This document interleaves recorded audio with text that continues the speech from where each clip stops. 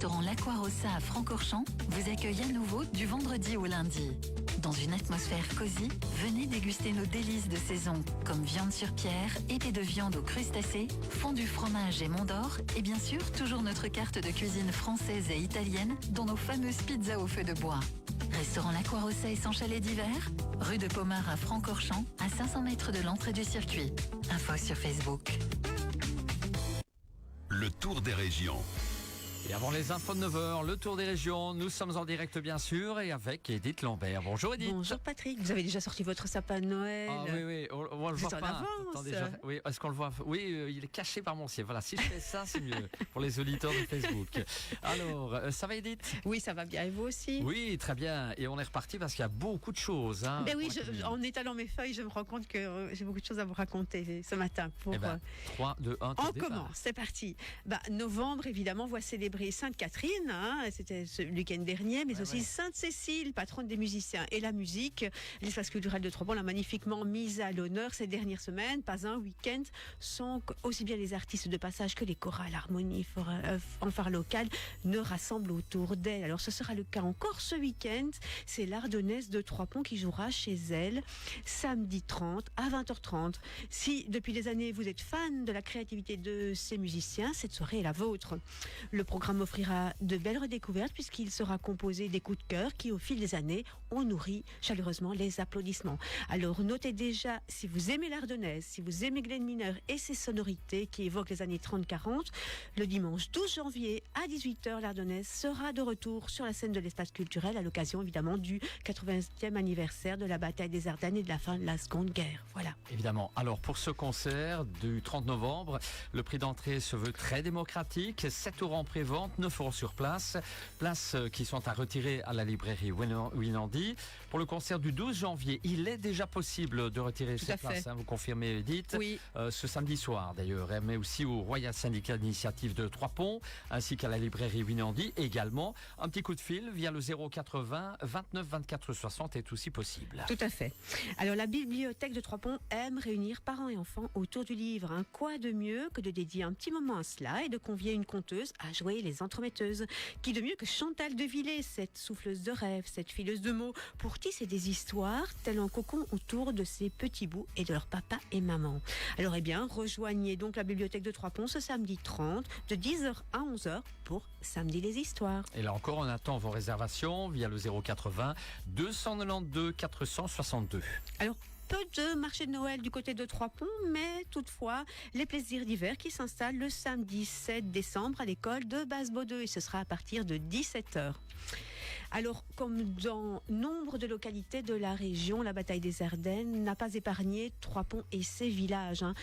80 ans après, l'heure est au souvenir pour se rappeler de celles et ceux qui ont laissé leur vie, mais également pour questionner encore et encore ces événements. Alors 80 ans après, des historiens continuent de tenter de comprendre en interrogeant ces sources au départ des préoccupations qui habitent désormais notre époque, mais en explorant parfois aussi de nouvelles sources qui émergent encore. Alors Trois-Ponts proposera ainsi une série de rencontres qui visent à la fois à comprendre et à commémorer. Et cela débutera ici le 8 décembre à 15h avec une conférence et cela se clôturera le 19 janvier avec la fermeture d'une exposition consacrée à l'offensive des Ardennes en pays de Trois-Ponts. Entre les deux, il y aura différents rendez-vous plus mémoriels. J'y reviendrai dans les semaines à venir, mais pour l'heure, prenons le temps d'évoquer le travail conduit par la jeune historienne et archiviste Lidwina Mailleux. Cette dernière a trouvé intéressant de s'attacher à explorer les émotions des civils lors du retour tout à fait inattendu des Allemands et durant la bataille des Ardennes. Pour entreprendre ce travail, elle a pris appui sur des sources écrites particulières que sont les journaux intimes.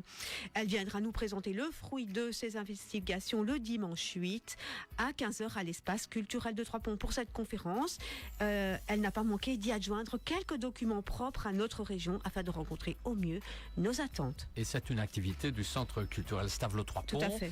Il est possible de réserver là aussi en ligne via le www.ccstp.be.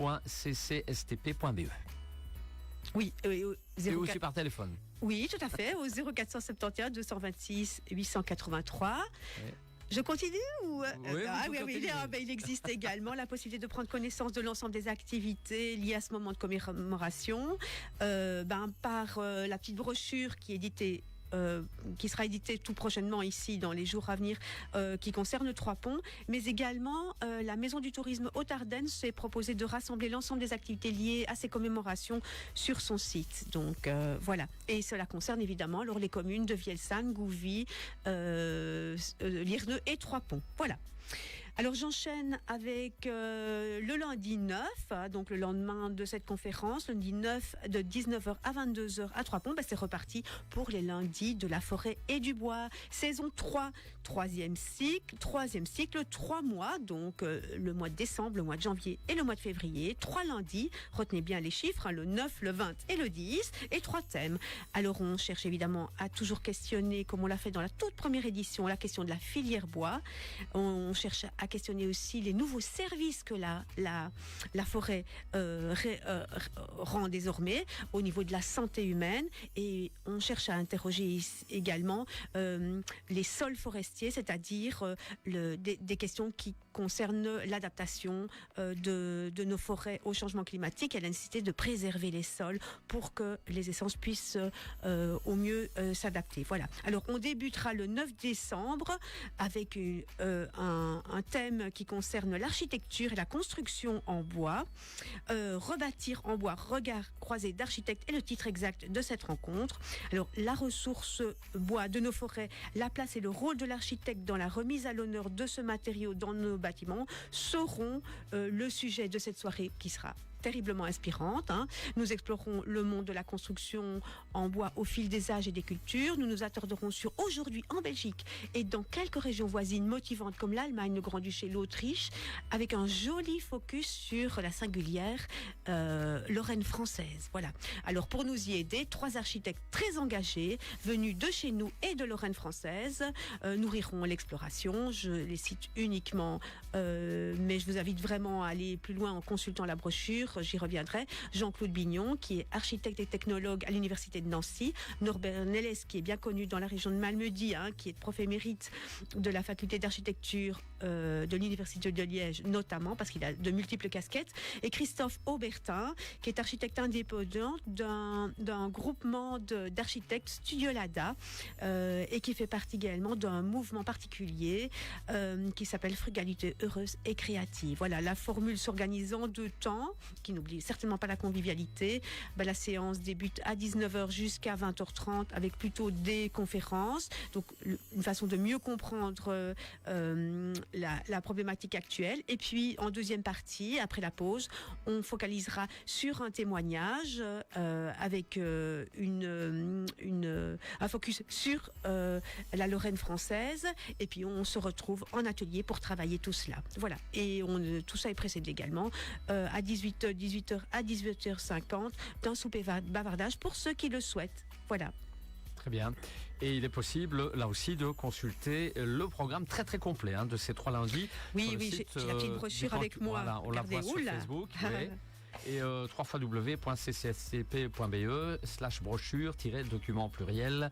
Et voilà, donc pour les informations, évidemment. Oui, elle existe également en format papier, puisque je vous l'ai montré. On peut y accéder, évidemment, à l'espace culturel de Trois-Ponts. On les distribue dans différents commerces. Mais on peut également la demander au 0471 226 883. Et petite nouveauté aussi, les lundis de la forêt et du bois disposent maintenant d'une page Facebook qui vous permet de vous informer, d'être tenu au courant de ce qui s'y passe. Et pour réserver, il est possible de réserver les 3 séances.